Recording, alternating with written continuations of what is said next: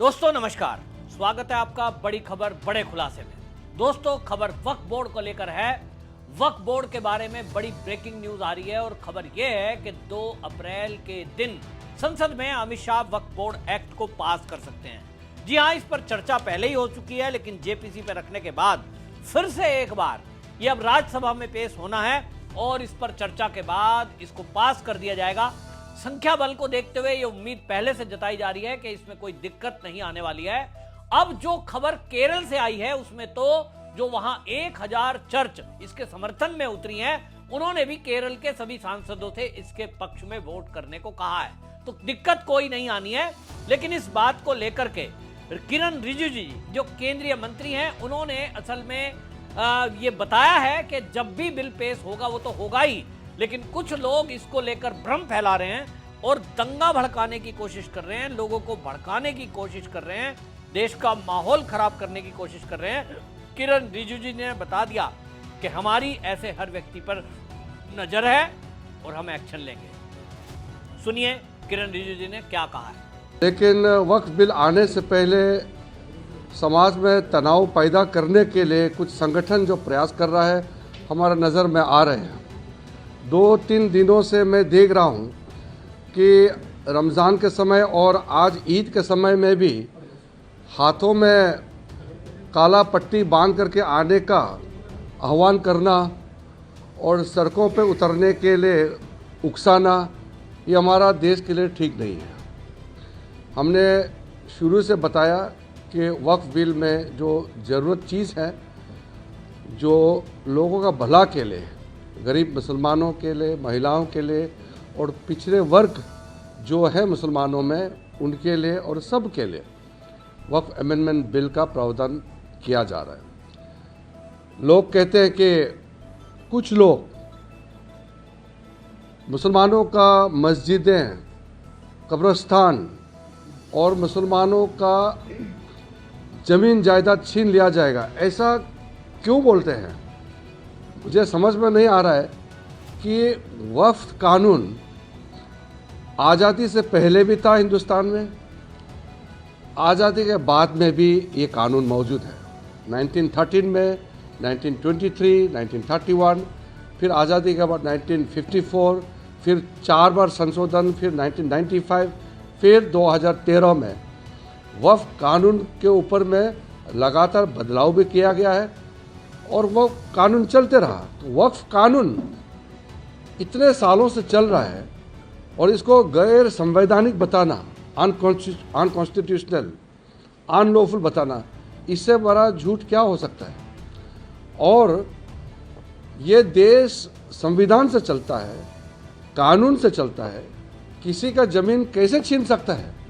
इस तरह का झूठे बातें करके लोगों को बरगलाने का काम करना, ये तो ठीक नहीं है। ये कौन लोग हैं जो झूठ बात बोल करके आम लोगों को गुमराह करने का जो प्रयास कर रहे हैं? वो कौन लोग हैं?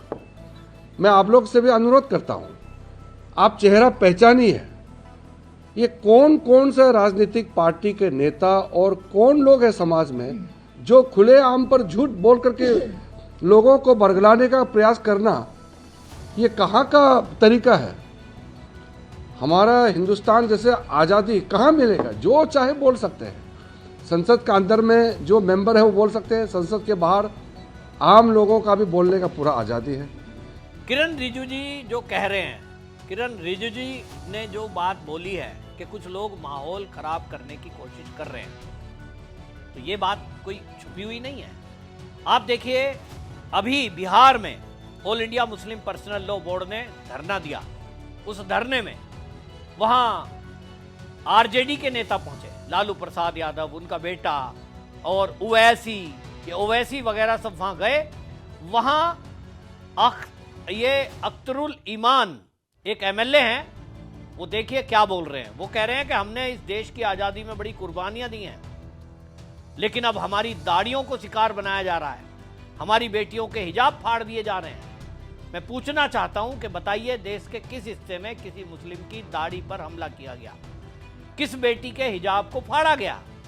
लेकिन ये विधायक होते हुए, विधानसभा का सदस्य है अख्तरुल ईमान, और ये मंच से वहां झूठ फैला रहे हैं, ये दंगा भड़काने की कोशिश कर रहे हैं, लोगों को भड़काने की कोशिश कर रहे हैं और ये भी कह रहे हैं कि हमने देश की आजादी के लिए कुर्बानियां दी हैं, अगर जरूरत पड़ी तो हम फिर से कुर्बानियां देंगे, अपनी गर्दन कटाने के लिए जरूरत पड़ी तो देंगे, पर इस बिल को पास नहीं होने देंगे। सुनिए क्या कहा उस विधायक ने। देश के संविधान पर भी ये तलवार उठी है, भारत के हिंदू, मुस्लिम, सिख, ईसाई के समरसता वाले माहौल पर भी अगर ये काला कानून पास हो गया तो पूरे मुल्क में खाना जंगी होगी। और वक्फ की जो ये जायदाद है, प्रॉपर्टी है, किसी और की नहीं है, मुसलमानों के पूर्वजों की ये संपत्ति है जो गरीब, अनाथ, बेवा, यतीम, मुसाफिर और मजबूर लोगों के लिए है। वेलफेयर के काम के लिए ये संपत्ति है और उस पर भी अगर मोदी जी डाका डालना चाहते हैं, इसका मतलब ये है कि हमें जीने भी नहीं देना चाहते हैं वो इज्जत से, और मरने के बाद हमें कब्रिस्तानों में दफन होने भी नहीं देना चाहते हैं। ये हमारा धार्मिक मामला है, हम कैसे, हमारी पूजा पद्धति क्या है, ये सरकार तय नहीं करेगी। हमारा सेकुलर जो आइन है, जो हमारा सेकुलर संविधान है, वो ये है कि सबके धर्म का आदर करो, अपने धर्म का पालन करो, और हमारा संविधान हमें अपने धर्म का पालन करने की इजाज़त देता है। ये मेरा धार्मिक मुद्दा है और कानून की नज़र में सबको बराबर होना चाहिए। आर्टिकल 14 कहता है इक्वलिटी बिफोर लॉ।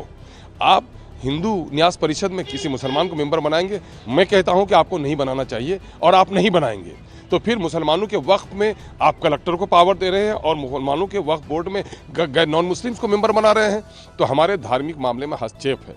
इस मुल्क में संविधान के रोज़ से हर आदमी को अपना धार्मिक संस्थान करने का, अपने कल्चर पर जीने का, अपनी ज़बान, अपनी भाषा, अपने कल्चर का माने पूरे तौर पर आज़ादी है, और इस पर एक हमला है। इसके खिलाफ जो लड़ाई नहीं होगी वो लड़ाई लड़ी जाएगी। तो सुना आपने किस तरह की भड़काऊ बातें की जा रही है। किरण रिजिजू जी जो बोल रहे हैं वो यूं ही नहीं है, उनके पास ये रिपोर्ट है कि भाई जिस तरह से आप बिल पास करने की एक तरफ तैयारी कर रहे हैं, जेपीसी से उसको पास करा दिया गया है, अब केवल सदन के पटल पर रखना है और उसके बाद वो पास हो जाएगा। लेकिन कुछ लोग देश के अंदर माहौल खराब करके दंगा कराने की फिराक में हैं।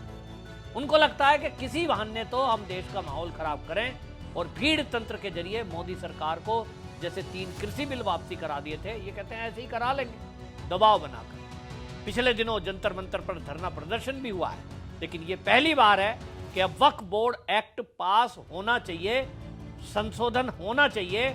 अब इसके पक्ष में भी कुछ लोग आ रहे हैं, लेकिन अब केंद्र सरकार ऐसे लोगों पर क्या कोई कार्रवाई करेगी जो लोग भड़काने की कोशिश कर रहे हैं, जो दंगा कराना चाहते हैं। जैसा मैंने इसमें बताया कि बिहार के जो ये एमएलए हैं अख्तरुल ईमान, इसके अलावा आपको बताऊं कि उसी वहीं धरने में चंद्रशेखर रावण पहुंचा था सांसद, और वो देखिए क्या बोल रहा है। वो बोल रहा है हमारी मस्जिदों को लूटने की कोशिश कर रहे हैं, हमारे मदरसों को छीना जा रहा है। क्या ऐसा है देश में? उत्तर है नहीं।